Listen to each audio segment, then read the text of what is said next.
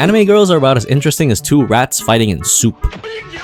Actually, that looks pretty cool. They're about as interesting as two rats fighting in the ring. Make no mistake, however, it's not the character's fault that they have the personality of a tin can. You're not mad at Sakura because she's annoying. You're mad at Sakura because Kishimoto sucks dick at writing female characters. And this female character in particular is the polar opposite of that. MaoMao from Apothecary Diaries is undeniably the waifu of the season. She's smart, she's witty, she doesn't fall for the first hot guy she sees, and most importantly, I can't believe I just used waifu unironically. Oh my god, what the hell is wrong with me? I gotta get some help. Oh. Hey, I bet you can't help but notice that I'm using Opera GX. This video is sponsored by Opera GX. Guys, I think I just found the best browser for us anime fans. Don't believe me? Let me show you exactly why this is for you. Already, they have anime-themed mods. I chose to go with this one because I ain't trying to get copyrighted, but for you, it can be any one of these amazing choices found in the GX store. Let's see what this one has, though.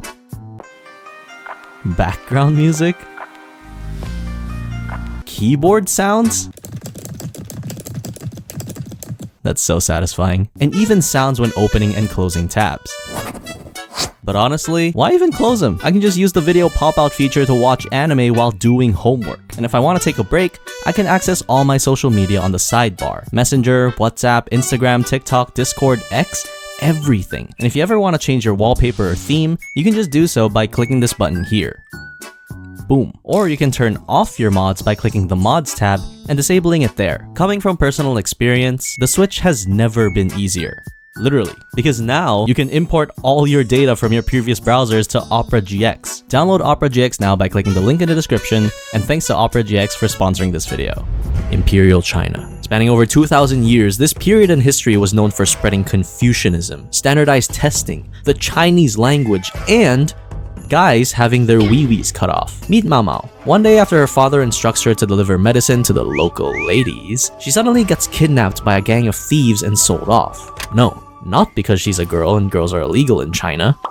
Sort of. But because she's a girl, so she's legally born to serve the emperor. She initially starts off as a court maid, but soon after the high-ranking concubines get sick, she uses her extensive knowledge of poisons to cure them, and later gets promoted to the role of poison tester. Now, after hearing all that, I want you to tell me something. Where the fuck have you heard of a premise this unique? First off, this anime takes place in China, a whole new different setting than we're used to, unless you watch shows like these, which in that case, welcome. It's usually just dudes in here, so I hope that's okay. Chinese culture is so rich and fascinating that it feels refreshing to see it being presented in mainstream anime. Last time China entered the mainstream, John Cena was in a car eating ice cream. As someone who doesn't know a ton about Chinese culture other than the general stuff, everything being shown to me was new. It was original. Did you know they use hairpins as a promise of love to someone you want to marry? Me neither. Me learning about Chinese culture this way is like going to Japan and having Ichiran ramen. It sounds bad because it is. While I like to think that the setting is visually representative of China back in the day, that's about where the comparison ends. It's pretty surface level. Sure, you've got the eunuchs, the herbal medicine, the concubines, and their political standing, but aside from a few fun facts about this is how China used to be, there's not a lot of actual history attached to this anime. And I'm totally fine with that because nothing screams Chinese more than this anime is not from China. In every single episode, there's a disclaimer that says, this world is fictional and bears no resemblance to blah blah blah blah. I think this is so the author doesn't get shit for misinformation, and she shouldn't, because honestly, who the fuck cares? It's already set in a fictional world, so as much as I want to sit here and type out every single inaccuracy this anime has towards Chinese culture, I don't. It's unnecessary. The general vibe is there, so I'm not complaining. The only thing I think this show could have benefited from is Chinese dubbing. God, can you imagine how cool this anime would sound if it was in Chinese? As MaoMao looks at Jinshi, her gaze begins to wander. She starts getting flustered. Jinshi, never breaking eye contact, looks at her intently until they lock eyes. He says, 美女你的眼睛真漂亮，可以加你的 WeChat 吗?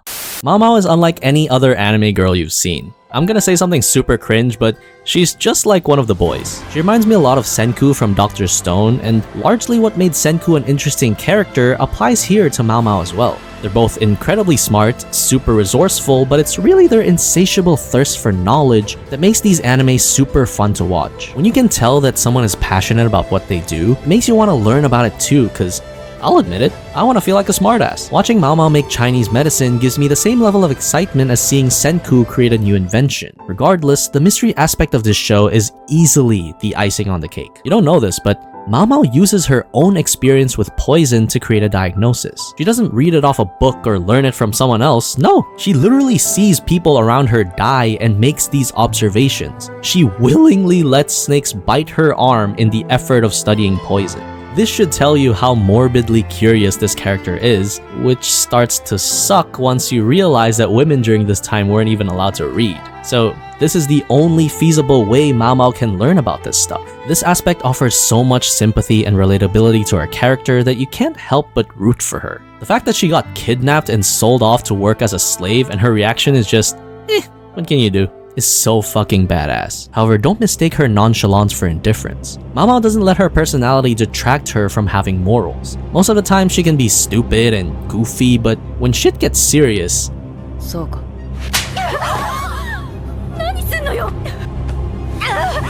she's not afraid to drop the good girl act. Now Jinshi, he's aight.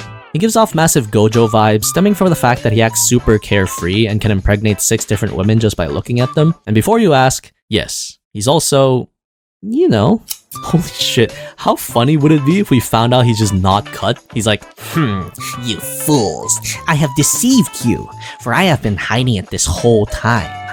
I, in fact, do have a penis.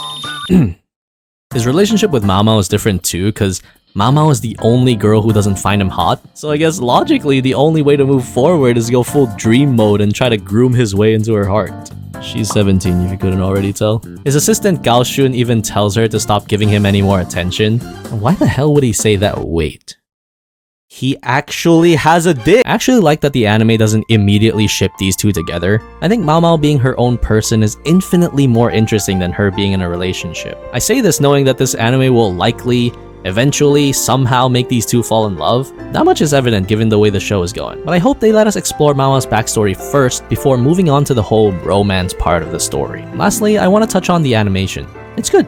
I don't think it's anything groundbreaking, but at this point, anything's better than Jujutsu Kaisen. That's a joke, please don't kill me. The colors are vibrant, and it works well since the anime is more lighthearted and comedic than you think. Overall, the show was very enjoyable to watch. I don't think it's gonna be my anime of the season, but it's definitely an anime worthy of your time. Thanks for watching as always.